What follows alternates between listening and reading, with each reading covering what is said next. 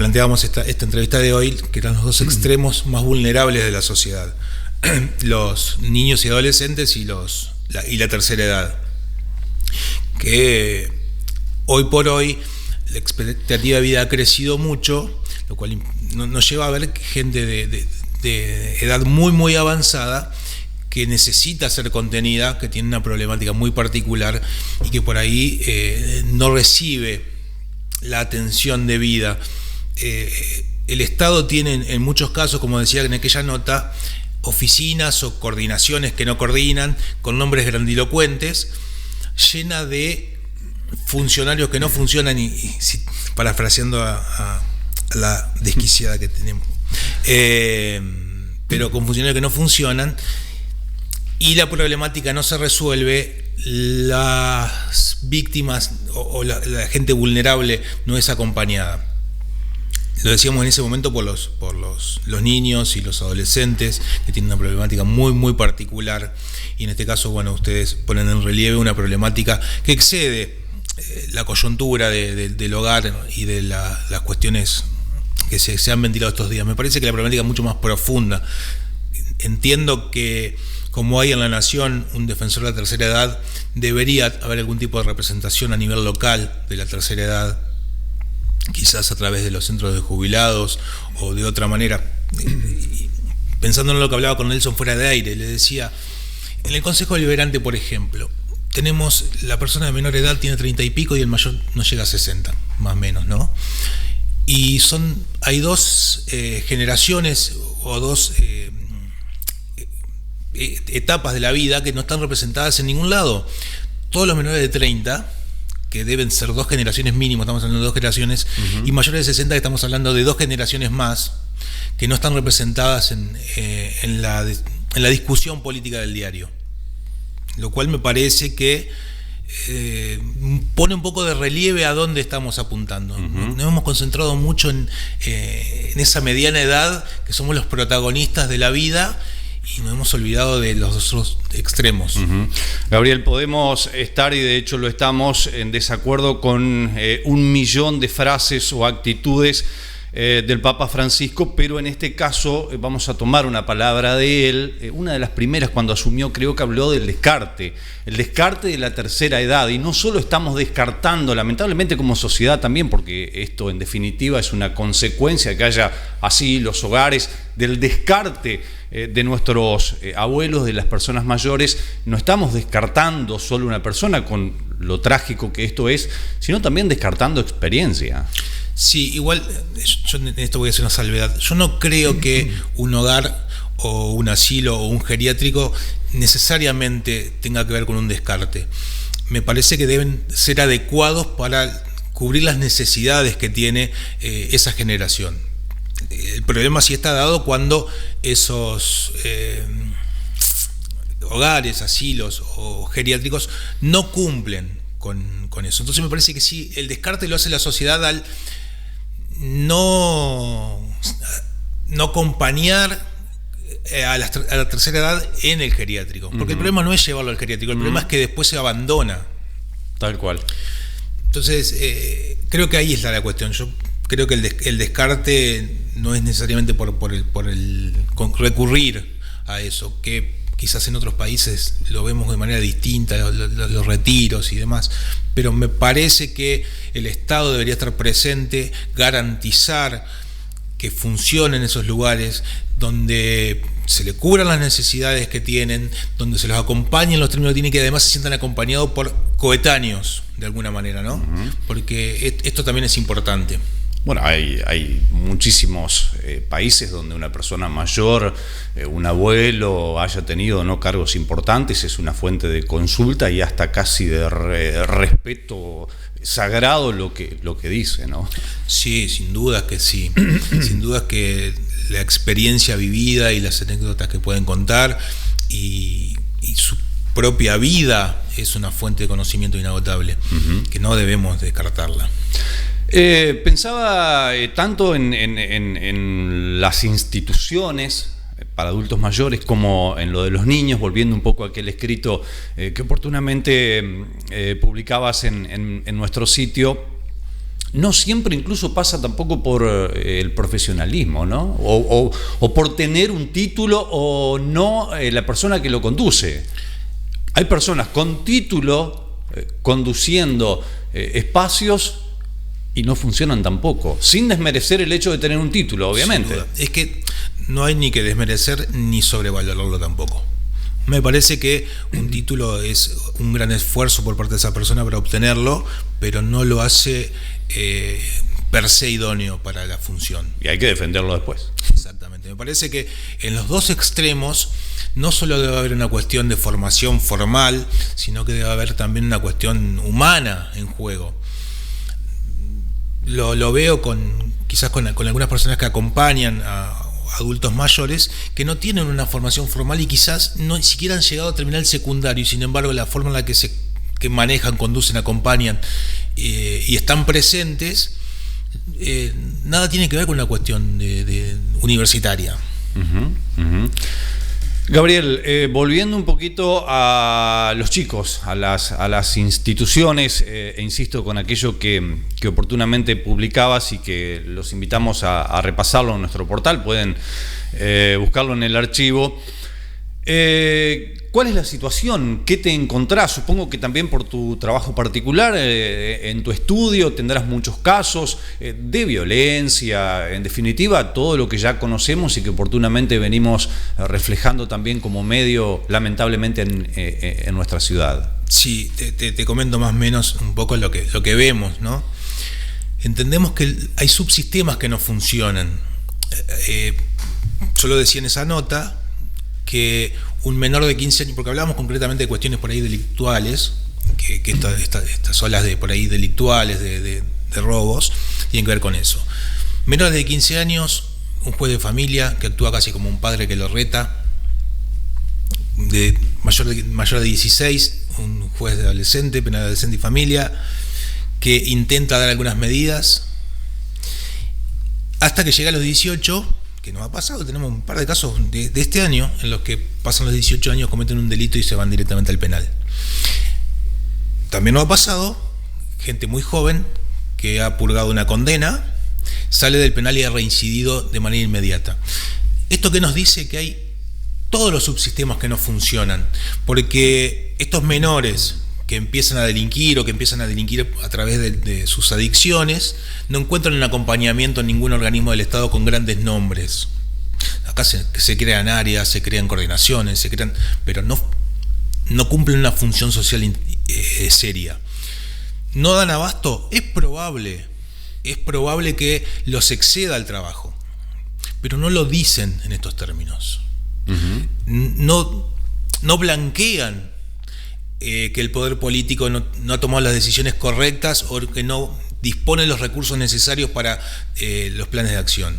Entonces todo un subsistema que no funciona. No funciona el subsistema de acompañamiento de los niños, el de los adolescentes, el subsistema que una vez ingresado en el sistema judicial por la comisión de algún delito deben acompañar y hacer algún informe de seguimiento. Las cuestiones de violencia que lamentablemente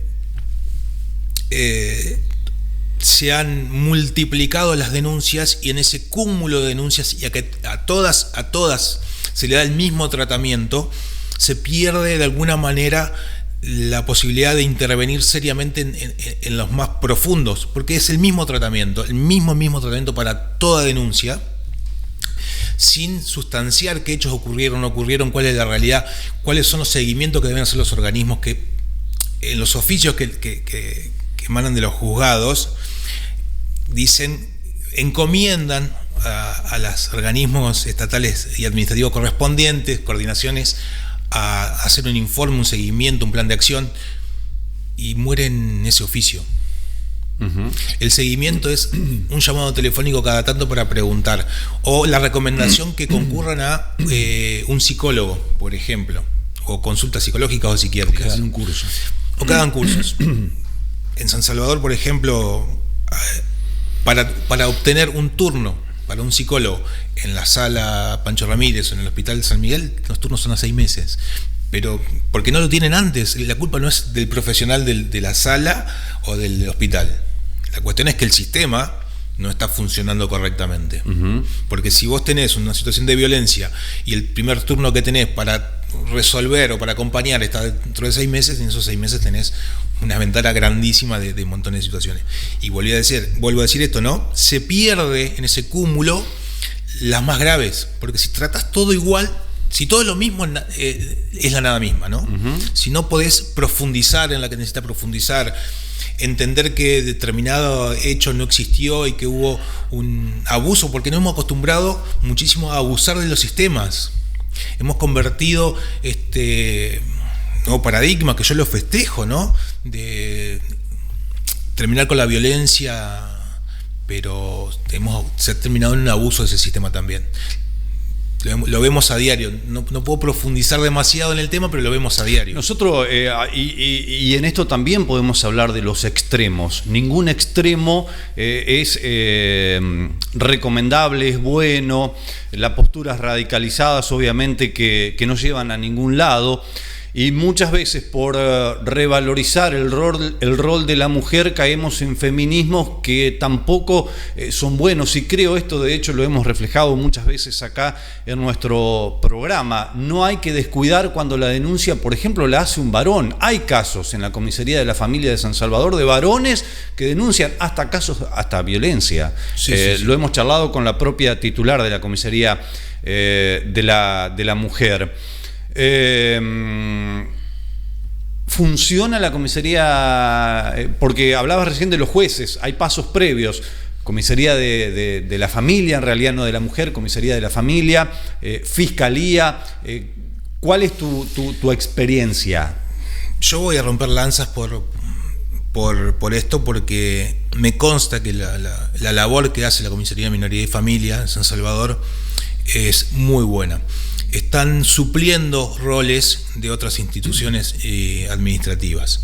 La Comisaría de la Minoría es el único lugar que está 24/7 abierto, en el que todo el mundo recurre. Un padre que no puede ver un hijo, una madre que no le pasan la cuota, una mujer que denuncia violencia. Todos recurren sin importar el horario de la Comisaría de la Mujer. Entonces funciona. La Fiscalía... La función de la Fiscalía es investigar la comisión de un delito. No debemos confundir esto. La Fiscalía va a intervenir cuando se comete un delito. No tiene la posibilidad, ni la potestad, ni siquiera su función, la de la prevención. La policía tiene, sí, un grado de trabajo preventivo, que de hecho lo hacen. Lo decía no hace mucho, no es que haya muchos delitos en San Salvador, se dan todos juntos en algún momento puntual. Y esto tiene que ver con cuestiones distintas de la coyuntura del propio delito contra la propiedad. Acá hay una cuestión de fondo, un subsistema que no funciona, un chico que hizo todo un recorrido con derechos vulnerados y que llega a las adicciones incontrolables. Ese es el problema. Yo entiendo que los damnificados, y todos hemos sido damnificados de delitos contra la propiedad, pero ese no es el fondo de la cuestión. Lo que motiva ese delito en muchos casos han sido las adicciones. De hecho, no hace mucho me decían que había habido una serie de robos que al punto que robaron un lugar y dejaban las cosas que habían robado en la casa siguiente, se le iban olvidando. Gente que realmente está muy afectada y no hay un plan serio de acción en este sentido. Para abordar el problema ni para prevenirlo, porque esa es la otra cuestión, ¿no?